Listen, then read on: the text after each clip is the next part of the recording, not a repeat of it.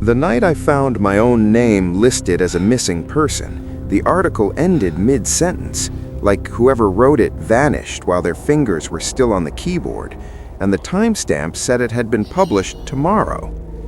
I'm not saying I panicked right away. At first, I just stared at the screen, refreshing it like that would make it less insane. But the comments were already there. People arguing, people speculating. One person wrote, "If this is fake, it's sick." Another said, "Check the author name." That's when I noticed it. The byline was mine. I need to rewind because none of this makes sense unless I explain who I was before that night and how writing about disappearances slowly stopped feeling like research and started feeling like rehearsal. I run a small blog, nothing big, mostly long-form stuff about unsolved cases, missing persons, weird local legends, shadow case files type stories, the kind you read at 2 in the morning and immediately regret. I never chased clicks. I wrote because the silence in those cases bothered me, all that unfinished air. About 6 months ago, I started focusing on a cluster of disappearances across the Midwest. Nothing flashy, no cults, no serial killer headlines, just people who stepped out of their lives and never stepped back in. No bodies, no ransom, no witnesses who saw anything useful. What got me hooked was the pattern nobody else seemed to care about. All of them had left something unfinished, a note half-written, a voicemail draft saved but never sent, an email stuck in outbox, like they were interrupted, not abducted. I wrote an article about that. It did okay, a few thousand reads, some comments. One anonymous user kept replying to everyone with the same line, "You're missing the point. They didn't disappear, they finished." I thought it was edgy nonsense and ignored it. Then I got an email. No subject line, just a sentence in the body. "If you want to understand it, try writing it from the inside." I should have deleted it. Instead, I replied asking what they meant. The response came back almost immediately. "Write about a disappearance you can verify. Write it like it already happened." I don't know why that stuck with me. Maybe ego, maybe curiosity, maybe I was already halfway gone by then. I decided to write a hypothetical, a fictional piece framed like a real case about a man documenting his own vanishing, a thought experiment. I even put a disclaimer at the top. I named him Daniel, gave him my age, my job, my city. That was lazy, I know, but I figured it would make the writing feel lived in. I wrote it over a few nights, late, too much coffee, windows open to let the summer noise in, sirens, passing cars, a neighbor's TV bleeding through the walls. In the story, Daniel notices small gaps in his day, missing hours, notes in his phone he doesn't remember typing. He starts documenting everything because he's scared he won't remember later. As I wrote, I kept getting this weird feeling, like déjà vu in reverse, like I was remembering something that hadn't happened yet. When I finished, I saved the draft and went to bed without publishing it. The next morning, it was gone. Not deleted, not in trash, just gone. The site showed it as published, but the content wasn't what I wrote. The headline was the same, but the body had changed. It was tighter, sharper, less fictional, and the name Daniel had been replaced with my real name everywhere. I felt sick reading it. It described things I hadn't written, specific details, the scar on my left thumb from when I was a kid, the dent in my car door I keep meaning to fix, a voicemail from my mom I'd been avoiding. I scrolled to the bottom, heart hammering, and that's where it stopped, mid-sentence, like someone cut the power. I told myself it was a hack or a prank or stress messing with me. I added an update saying the post was compromised and took it down. That should have been the end, but the emails kept coming. Different addresses, same tone, short, confident. "You're missing the point.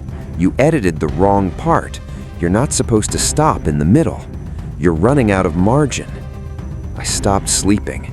Every time I closed my eyes, I felt like I was forgetting something important, like when you walk into a room and can't remember why, except it was my whole life. things started going missing. Small stuff at first, my spare keys, a jacket, a coffee mug I've had since college. Then bigger things, an entire afternoon I couldn't account for. My phone showing steps walked I didn't remember taking. I started recording myself at night, just setting my laptop camera up while I slept. The first few nights were boring, me tossing, snoring, rolling over. On the fourth night, the footage skipped from 2:11 a.m. to 4:03. At 4:03, I was sitting upright in bed, staring directly into the camera. I wasn't blinking. My mouth moved, but there was no audio. I watched it 3 times before I noticed my lips were forming words, slow, deliberate. Keep writing. That's when I realized the article wasn't predicting my disappearance. It was documenting it in real time. I tried to stop engaging. I didn't open the emails. I didn't check the site. I went to work, forced myself into routine. But people started acting weird around me. A coworker asked if I was feeling okay because I'd already told her that story. My landlord swore I'd asked about breaking my lease, which I hadn't. My mom called, crying, asking why I'd sent her that message. I asked what message. She read it to me. It was an email time-stamped 3 days in the future, saying I apologized for being distant and I needed space for a while. Signed with my name, my tone, even a dumb joke I always make. I didn't send it. That night, the article came back online. No disclaimer this time, no comments arguing about authenticity. Just quiet agreement, like everyone reading it already knew how it ended. The newest section described me packing a bag. I was sitting on my couch, bagless, reading about myself folding clothes I hadn't touched. I stood up, heart racing, and that's when I noticed the bag by the door. I don't remember packing it. I don't remember putting it there, but everything inside was mine. Clothes I like, my toothbrush, my laptop charger, even my passport, which I never leave lying around. I slammed the door shut and locked it like that would keep the story out. I emailed the site admin begging them to take it down. They replied with a single line, "The author hasn't finished yet." I don't know when fear turned into resignation, but it did. There was this creeping sense that resistance was just another part of the script, that every time I panicked, the article adjusted to include it. I started reading ahead. That sounds impossible, I know, but the article updated faster than I could refresh, paragraphs appearing as I scrolled, describing thoughts as I had them, finishing sentences in my head before I reached the words on screen. About halfway through, there was a line addressed directly to you. It said something like, "If you're reading this, what would you do? Would you run, or would you want to know how it ends?" I closed my laptop and laughed, a short, broken sound, because I knew the answer. I wanted to know. So I followed it. The article said I'd leave the apartment at 1:47 a.m. It said I'd feel calm about it, like finally remembering a word that had been on the tip of my tongue all day. At 1:47, I picked up the bag. The walk outside felt unreal. The street was empty in that late-night way that makes every sound feel amplified. My footsteps, a distant train horn, wind moving through leaves like whispering. The article mentioned a car idling at the corner. There was one. No headlights, engine low and patient. I stopped halfway down the block. My phone buzzed, a new comment on the article. This is the part where he decides. I stood there for a long time, long enough for the air to feel thick. Then I got into the car. I won't describe what happened next in detail, not because it's dramatic, but because it's slippery, like trying to remember a dream after you've been awake too long.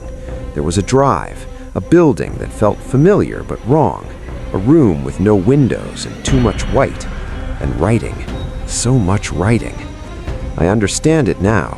The disappearances weren't endings, they were edits, people stepping out of the draft version of themselves and into something cleaner, quieter, finished. When I woke up, I was back in my apartment, morning light, bag gone, article complete. It ends with my disappearance being confirmed, Friends interviewed, police statements, a final line about how some stories don't need bodies to be true. I'm still here, obviously, but not entirely.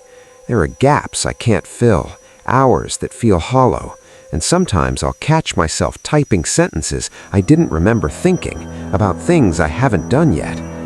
The article's still up. It updates occasionally, small revisions, clarifications. So if you're watching this and wondering whether I actually vanished, I don't know how to answer that anymore. If you've got a theory, drop it in the comments. I read them, or at least some version of me does. And if you want more cases like this, stories that maybe shouldn't exist, go ahead and like the video, share it, and subscribe for more shadow case files. Just if you ever feel the urge to write about your own disappearance, maybe think twice about how much